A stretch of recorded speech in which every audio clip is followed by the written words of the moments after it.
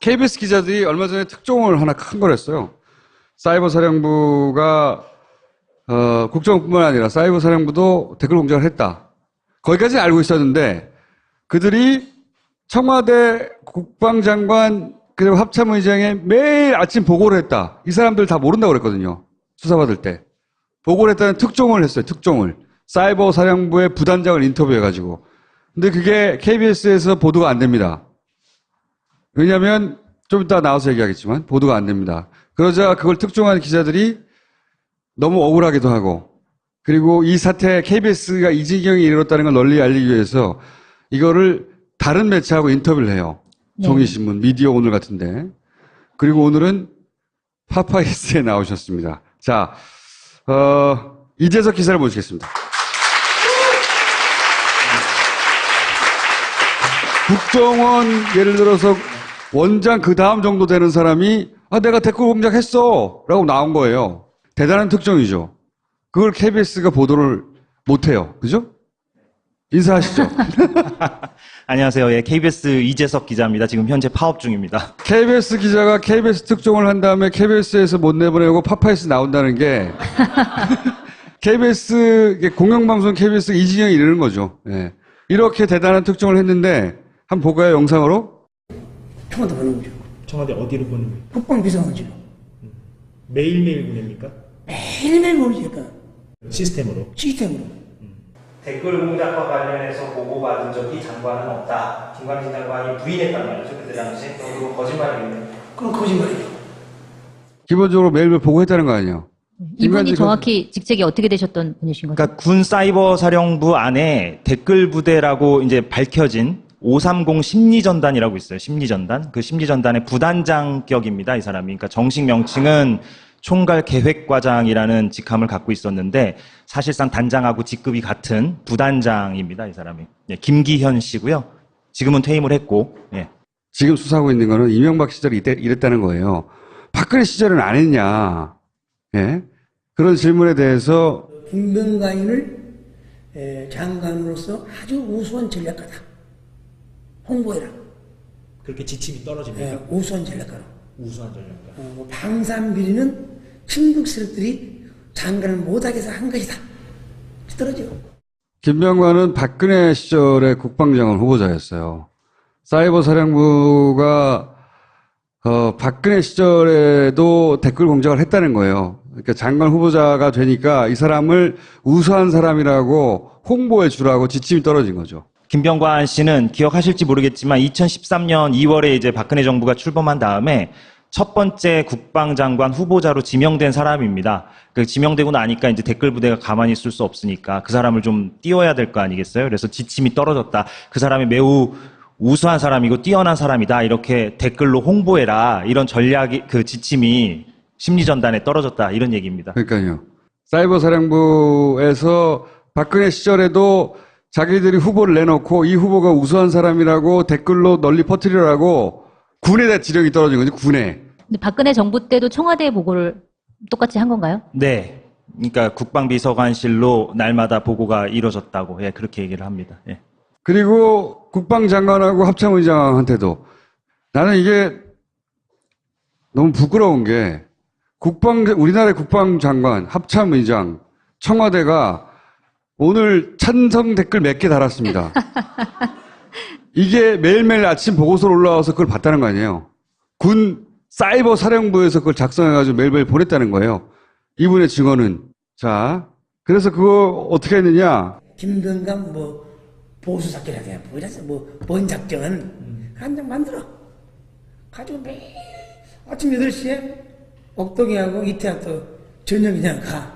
전쟁기념관이요? 네. 그 위에 김병관이가 형문회를 준비하기 위해서 전쟁기념관에 4층인가 위치하고 있기 때문에. 김병관 씨가 이제 장관이 되어야 하니까 아까 보신 대로 대원들에게 이제 지침이 떨어지죠. 김병관 씨를 띄워라.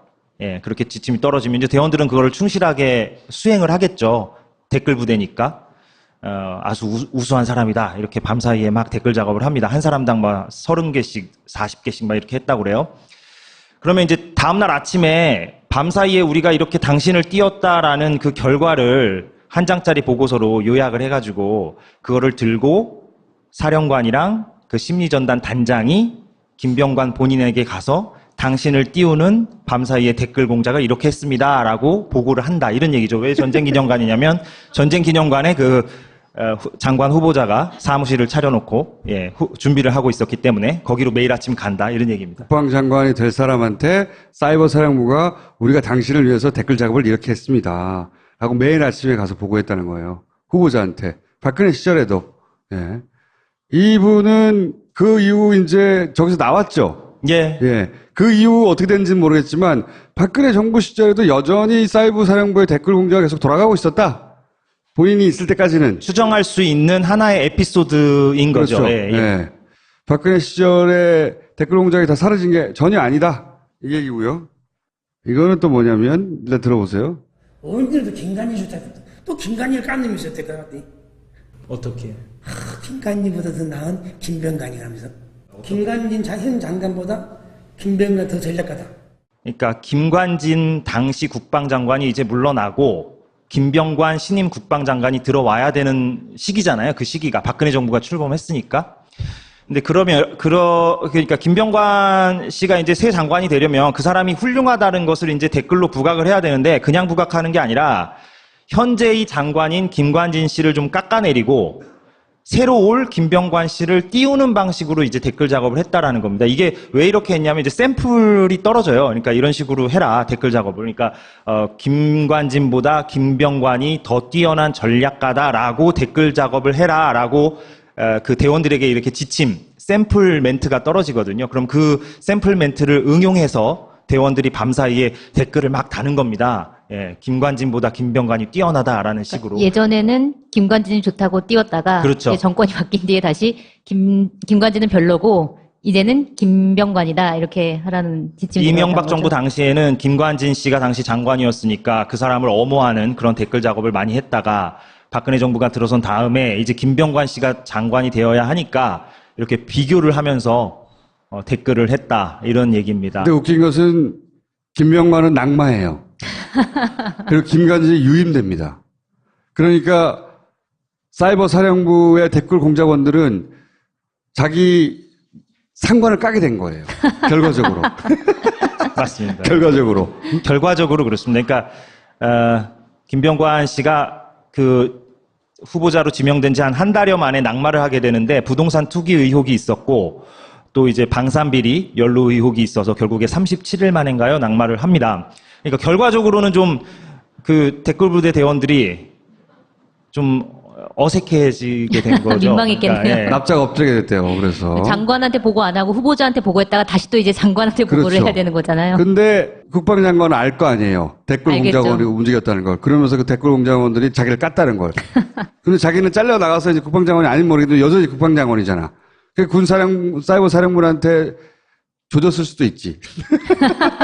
너 그때 이랬지? 막 이러면서. 보수가 뭐 안보 어쩌고저쩌고 하는 소리예요. 이런 짓 하고 있었다고 이런 짓. 오늘 또 추가적으로 보여주실 것은 오딩이 좌파, 종북, 빨갱이, 김정인 앞잡이, 북한으로 가라, 국익에 좀 먹는 새끼. 그런 오딩을 쓴 거지. 한결이한테 한 걸레나 나와. 와서 딱 했더니 우리 어디서 아, 한 걸레가 여기서 나온 거였군요. 아이디 불러주시면 어떤 게 있습니까? 아까 그 동백꽃부터 쭉 불러주셨었잖아요. 한번 불러주시죠.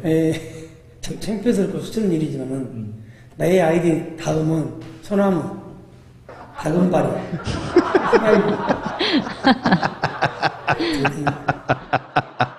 이분이 부단장이에요.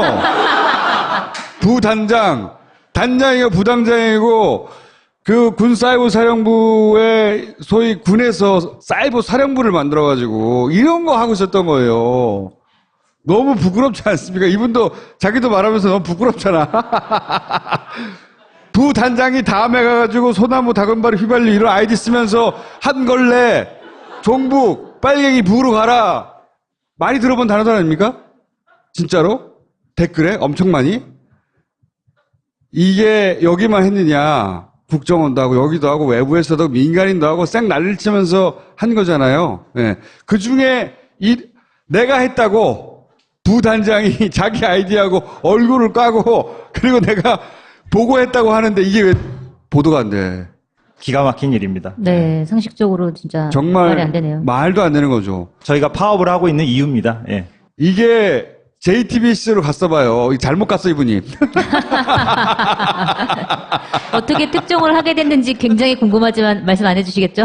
JTBC 얘기도 많이 들었어요, 사실. 예.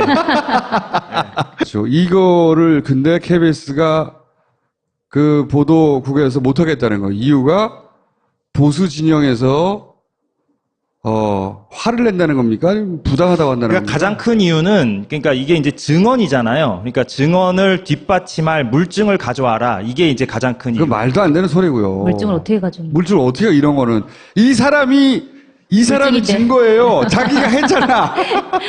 이런 사안은 자기가 진 거거든. 응? 부단장이 나와서 내가 했다는데 뭘 증거를 가져오래. 어디서 듣고 온 게 아니고 부단장이 직접 나왔는데. 이게 이제 만약에 나갔을 때 자유한국당을 비롯한 보수 진영에서 반발할 수가 있으니 그것을 이제 재반박하기 위해서라도 물증이 필요하다라는 논리인데, 근데 이제 아시다시피 국정원과 군사이버사령부를 통틀어서 당시에 댓글 부대에 직간접적으로 참여했던 사람 가운데 실명 폭로를 한 건 이분이 처음이에요. 그리고 부단장이고, 그러니까 일개 대원이 아니라, 말단 대원이 아니라 부단장이, 바이스가 자기가 이렇게 했다. 그리고 청와대로 날마다 보고가 들어갔고, 국방장관 합참의장에게 날마다 블랙북에 담겨가지고 보고서가 들어갔다. 댓글 공작 결과 보고서가 날마다 들어갔다. 이렇게 얘기를 하는데, 거기에다 대고 이제 물증 가져와라라고 하면, KBS가 이렇게 된 거예요. 이렇게 확실한 특종도 못하게 하는데 이거보다 더 낮은 수위의 특종들은 다 못했겠지, 당연히. 그 과거에도 그랬던 적이 있었나요? 지난해 최순실 게이트 터졌을 때 당시에 이제 뭐 한겨레도 이제 보도를 많이 했잖아요. JTBC도 그렇고. 그때 당시에 이제 저희 기자협회장이 이거 큰 사안이니까 빨리 TF팀을 구성하자 이렇게 제안을 했더니 그때 당시에 보도국장이 하는 말이 최순실이 박근혜 대통령 측근이라고 장담할 수 있느냐. 그냥 이것도 증거 가져오라는 소리예요. 이것도 똑같은 논리예요. 똑같은 논리고 2009년에 천성관 당시 검찰총장 후보자가 결국 낙마를 했습니다. 그때도 그 스폰서한테 거액의 후원을 받았다는 그 의혹으로 이제 낙마를 했는데 그때 당시에도 가장 먼저 그거를 밀착 취재를 했던 게 KBS 저보다 선배 기자였어요. 그런데 그 정황과 그 아주 자세한 어떤 근거들을 가져왔는데 물증을 가져와라. 그리고 익명의 취재원이 누군지 밝혀라. 라고 요구를 했었거든요. 그때 당시에 보도국장이 지금의 사장 고대영 씨입니다. 여기저기서 욕이 막 들리네. 탄성이 막 터져 나오시네. 일관된 분이네요, 아주. 이런 사람을 만날 수는 있어요. 우여곡절 끝에. 하지만 안 나서요. 자기 이름, 왜냐면 자기도 처벌받게 돼 있잖아요. 당연히. 이분은 자기 처벌을 감수하고 나온 거거든요. 왜 까라, 그러면서 내가 처벌해. 그럼 내가 증언할게.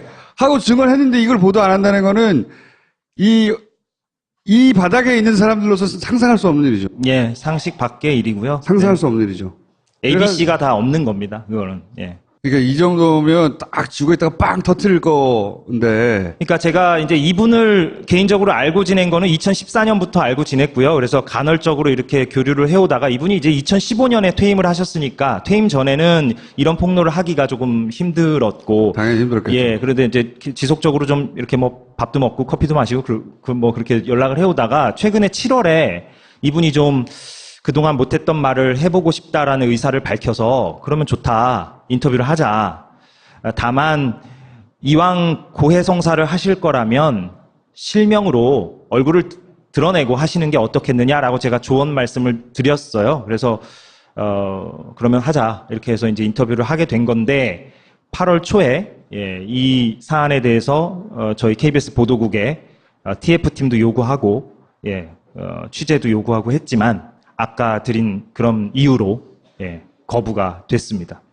그래서 이제 들고 파파이스로 온 거예요. 파파이스로 오시고 파업은 어떻게 돼갑니까 지금? 지금 파업 열심히 하고 있고요. 아주 사기가 하늘을 찌를 듯합니다. 저희 그 기자뿐만 아니라 모든 조합원들이 지금 열심히 파업을 하고 있고 이길 것 같습니다. 예. 예전의 파업과 차이점이 있다면 뭐, 그 어느 때보다 어떤 시민들의 지지, 예, 그리고 관심 이런 것도 높고 또 구성원들의 어떤 사기 이런 것도 아주 충천돼 있고 이래서 예, 고대영 사장 내쫓을 수 있을 것 같습니다. MBC 쪽에서는 고용노동부 쪽으로 해서 예, 돌파구를 찾았잖아요. 예, 예. 그 문제 해결을 위한. KBS는 그럼 어떻게 하고 있어요? 지금 뭐 그 뉴스 보셔서 아시겠지만 이제 방통위 쪽에 예, 저희가 이제 이사 문제가 되는 그 이사장과 이사에 대해서 해임을 해달라는 청원을 넣었고 지금 뭐 무엇보다도 지금의 어떤 정치 사회적 환경이 현재 KBS의 리더십을 그대로 가만히 둘 수가 없는 환경이라고 저는 생각을 합니다. 예. 저 개인적인 얘기를 조금 드리자면 뭐 촛불이 만들어낸 지금의 이 국면에서 과연 이런 반저널리즘적인 행태를 보여온 지금 KBS의 어떤 고대영 사장을 비롯한 그 체제가 이대로 뭐 유지되는 일은 결코 없을 거라고 생각을 합니다. 고대영 사장 체제가 무너질 때까지 네. 계속. 네. 그러면 그 양반이 체력이 좋아가지고 2년 버티면 어떡해요? 임기가 2년은 언제까지죠? 버틸 수가 없는 게 일단 내년 말까지가 임기입니다, 일단. 네. 예, 그래서 1년을 버티면 어떡해요? 1년 반을. 1년을 버티면 저희도 뭐 1년을 버텨야 되는 상황이죠. 예. 네. 누가 이기나 해보자, 이런 거죠. 1년까지는 모르겠지만 몇 개월은 버티겠죠. 몇 개월도 안 버티게끔 만들어 보려고 합니다. 자, 여기까지 하겠습니다. 감사합니다. 다리가 보이질 않았다고 이렇게 탕! 저기 아빠 총구를 백발백중이지. 가자 보여줄게. 한 곳에서 다 즐겨라. 레전드 스포츠 히어로즈. 괜찮아요, 아빠.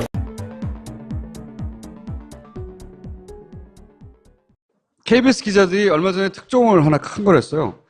사이버 사령부가 국정뿐만 아니라 사이버 사령부도 댓글 공작을 했다. 거기까지 알고 있었는데 그들이 청와대 국방장관 그리고 합참의장에 매일 아침 보고를 했다. 이 사람들 다 모른다고 그랬거든요. 수사받을 때. 보고를 했다는 특종을 했어요. 특종을. 사이버 사령부의 부단장을 인터뷰해가지고. 근데 그게 KBS에서 보도가 안 됩니다.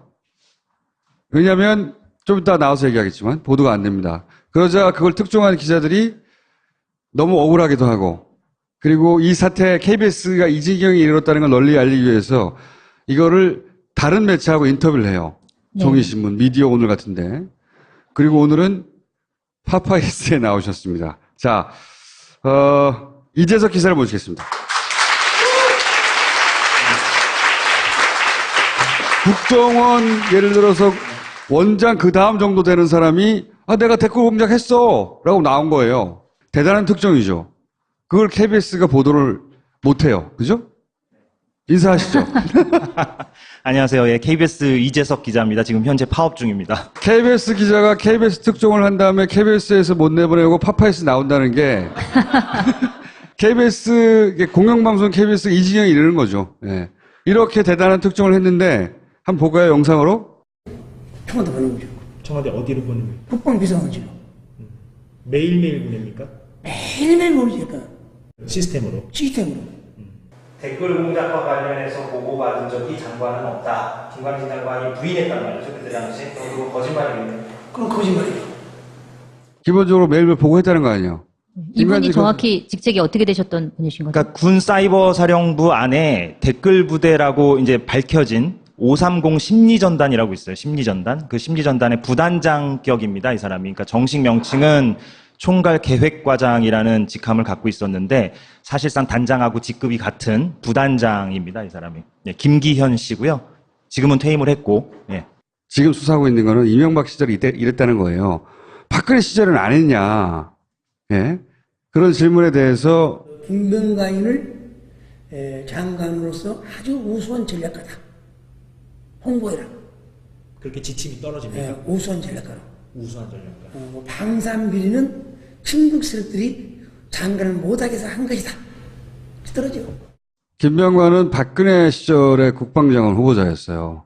사이버 사령부가 박근혜 시절에도 댓글 공작을 했다는 거예요. 그러니까 장관 후보자가 되니까 이 사람을 우수한 사람이라고 홍보해 주라고 지침이 떨어진 거죠. 김병관 씨는 기억하실지 모르겠지만 2013년 2월에 이제 박근혜 정부가 출범한 다음에 첫 번째 국방장관 후보자로 지명된 사람입니다. 그 지명되고 나니까 이제 댓글 부대가 가만히 있을 수 없으니까 그 사람을 좀 띄워야 될 거 아니겠어요? 그래서 지침이 떨어졌다. 그 사람이 매우 우수한 사람이고 뛰어난 사람이다. 이렇게 댓글로 홍보해라. 이런 전략이, 그 지침이 심리전단에 떨어졌다. 이런 얘기입니다. 그러니까요. 사이버 사령부에서 박근혜 시절에도 자기들이 후보를 내놓고 이 후보가 우수한 사람이라고 댓글로 널리 퍼뜨리라고 군에 지령이 떨어진 거지, 군에. 근데 박근혜 정부 때도 청와대 보고를 똑같이 한 건가요? 네. 그러니까 국방비서관실로 날마다 보고가 이루어졌다고, 예, 그렇게 얘기를 합니다. 예. 라는 그 결과를 한 장짜리 보고서로 요약을 해가지고 그거를 들고 사령관이랑 그 심리전단 단장이 김병관 본인에게 가서 당신을 띄우는 밤사이에 댓글 공작을 이렇게 했습니다라고 보고를 한다. 이런 얘기죠. 왜 전쟁기념관이냐면 전쟁기념관에 그 장관 후보자가 사무실을 차려놓고 준비를 하고 있었기 때문에 거기로 매일 아침 간다. 이런 얘기입니다. 국방장관이 될 사람한테 사이버 사령부가 우리가 당신을 위해서 댓글 작업을 이렇게 했습니다. 라고 매일 아침에 가서 보고했다는 거예요. 후보자한테. 박근혜 시절에도. 예. 이분은 그 이후 이제 저기서 나왔죠. 예. 예. 그 이후 어떻게 됐는지는 모르겠지만 박근혜 정부 시절에도 여전히 사이버 사령부의 댓글 공작이 계속 돌아가고 있었다. 본인이 있을 때까지는. 추정할 수 있는 하나의 에피소드인 거죠. 그렇죠. 예, 예. 예. 박근혜 시절에 댓글 공작이 다 사라진 게 전혀 아니다. 이 얘기고요. 이거는 또 뭐냐면 일단 들어보세요. 언제도 김관희 좋다. 또 김관희를 깐 놈이 있었대, 그 같더니. 어떻게? 김관희보다 더 나은 김병관이 하면서. 김관진 현 장관보다 김병관 더 전략가다. 그러니까 김관진 당시 국방장 그리고 국방장관하고 합참의장한테도 나는 이게 너무 부끄러운 게 우리나라의 국방장관, 합참의장, 청와대가 오늘 찬성 댓글 몇 개 달았습니다. 이게 매일매일 아침 보고서로 올라와서 그걸 봤다는 거 아니에요. 군 사이버 사령부에서 그걸 작성해가지고 매일매일 보냈다는 거예요. 이분의 증언은. 자, 그래서 그거 어떻게 했느냐. 김병관 보수 작전이라 돼. 뭔 작전. 한 장 만들어. 가지고 매일 아침 8시에 옥동이하고 이태학도 전용기장 가. 전쟁기념관이요? 네. 그 위에 김병관이가 형문회를 준비하기 위해서 전쟁기념관에 4층인가 위치하고 있기 때문에. 김병관 씨가 이제 장관이 되어야 하니까 아까 보신 대로 대원들에게 이제 지침이 떨어지죠. 김병관 씨를 띄워라. 예, 그렇게 지침이 떨어지면 이제 대원들은 그거를 충실하게 수행을 하겠죠. 댓글 부대니까. 아주 우수한 사람이다. 이렇게 밤사이에 막 댓글 작업을 합니다. 한 사람당 막 30개씩, 40개씩 막 이렇게 했다고 그래요. 그러면 이제 다음날 아침에 밤사이에 우리가 이렇게 당신을 띄웠다